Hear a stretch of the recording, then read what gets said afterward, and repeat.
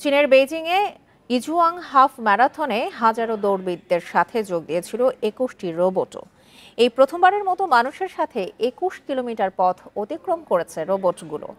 চীনের দাবি, বিশ্বের তারাই প্রথম এমন হাফ ম্যারাথনের আয়োজন করেছে, যেখানে মানুষের সঙ্গে রোবটও অংশ নিয়েছে।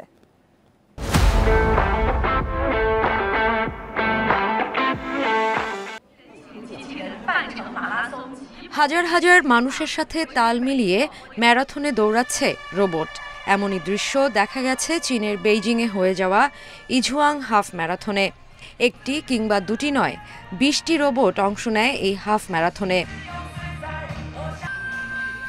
ড্রয়েড ভিপি ও নোয়েটিক্স রোবোটিক্সের তৈরি এই রোবটগুলোর বিভিন্ন আকার আকৃতি রয়েছে। এর মধ্যে কিছু ৩.৯ ফুটের চেয়ে ছোট, আবার কিছু রোবট ছিল ৫.৯ ফুট পর্যন্ত লম্বা। দৌড়ের সময় একটি ছোট রোবট হোঁচট খেয়ে পড়ে যায়, আবার কিছুক্ষণ পর নিজেই উঠে দাঁড়ায়।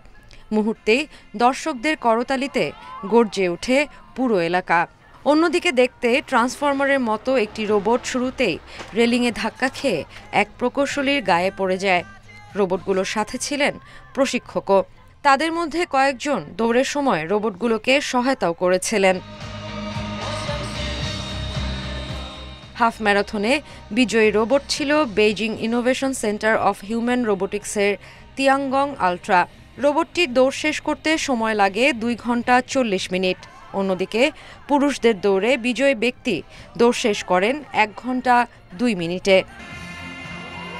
চীনের দাবি, তারাই বিশ্বে প্রথম এমন হাফ ম্যারাথন আয়োজন করেছে, যেখানে মানুষের সঙ্গে দৌড়ে অংশ নিয়েছে রোবটও। Sadia ফ্রিন, independent news.